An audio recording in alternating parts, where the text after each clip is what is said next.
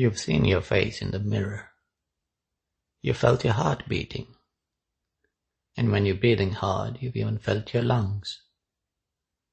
But it may seem that you've never felt your own brain, the center of what you are according to modern beliefs. But this is not as it seems. Everything that you have ever experienced in this life has been the brain activity. What you're experiencing right now. So what you thought was your heart beating, or the feeling of your own breath, is actually the experience of brain activity. Certain bits of that activity. So if the brain is the organ on which this activity is taking place, with what organ do you know the brain activity? And initially you might question whether the brain could experience itself. Many believe so these days. But isn't this mixing up cause and effect?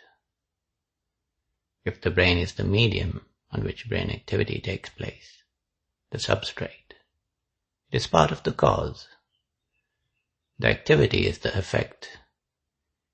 And then there's a third layer, the layer where there is experience. The activity is experienced. So the cause cannot know the effect. When you know brain activity, you do not rely on any external organ, anything external at all. You rely on this quality of being present and aware. And whatever you are, it is inseparable from this quality. Because you can imagine having a different body, transferring yourself somewhere else. But you cannot imagine existing if you take away this quality of being present and aware. So what is it that has this quality of being present and aware? It is you, of course, but what are you? Now this is not meant to go against what science is saying. You see, when science describes the brain, it describes different parts of it. It doesn't go so far as to claim that a certain part is conscious and observing the rest of the brain activity. That is still an unknown. It has not been proved where consciousness resides. But everyone's going around believing that consciousness resides in this body. Most often now it's being believed it's in the brain. But is this really true? Because all these neurons individually do not seem to have the quality of being conscious. They are the substrate, as we've defined, the medium on which brain activity takes place. And that activity is being experienced. So there's clearly another factor in play here.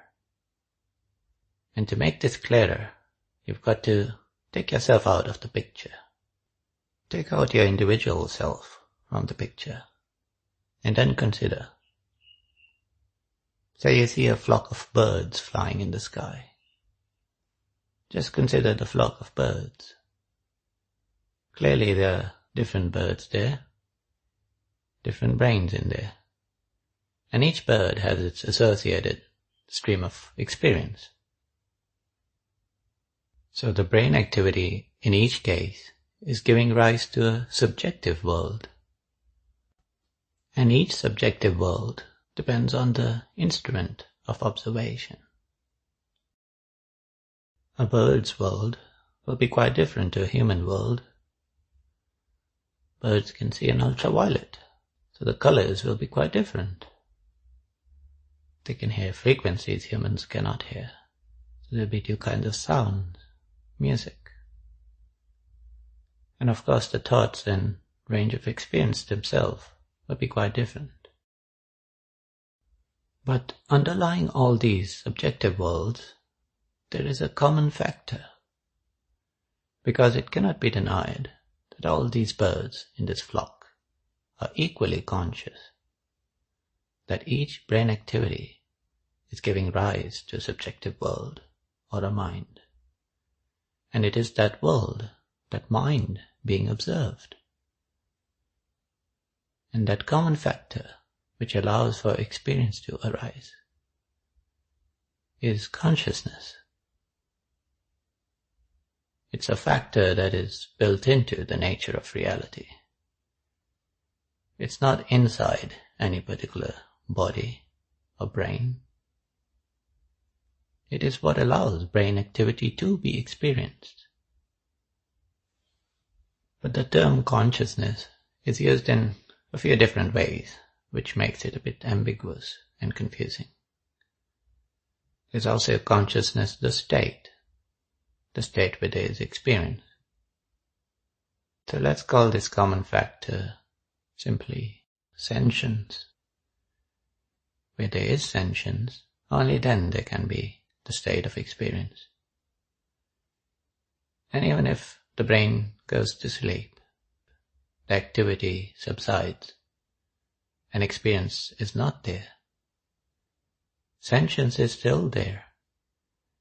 Because as soon as the activity begins again, experience re-emerges, is known.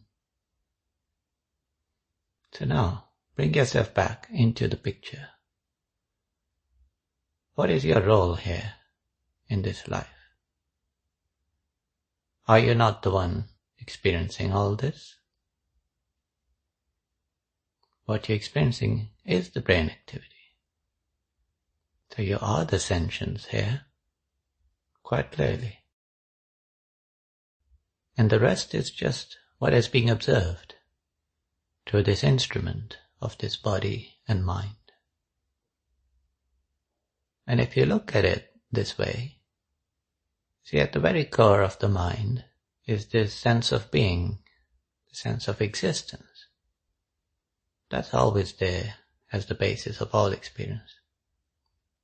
The sense that I am. And that is why it is referred to reverently. When you meditate or you go around your day, if you put your attention on this sense of being, you're moving closer to the truth of what you are. And you're living life in a kind of ease, from a sense of contentment and certainty, a knowledge of your true identity. It changes the whole game here. Once you detach from the idea of being this individual body or mind, you are universal. You are filled with love. You see beauty everywhere. Because now you're looking not through the lens of this particular instrument, but as the reality behind all these instruments. The reality that gives them life, that loves and experiences life. So that is why it is important to understand what consciousness truly is. What is truly conscious? And question your beliefs. Question the idea that you understand all this, that you are this body or this brain or this mind. And think for yourself, if this brain activity is what is being experienced, if all these colors here right now, these sounds, these emotions, sensations, all of it is the reflection of the underlying activity. With what instrument are you observing the activity? With what means? Is it something separate to you? Is sentience or consciousness something separate to you? Or is it what you truly are, quite clearly and obviously?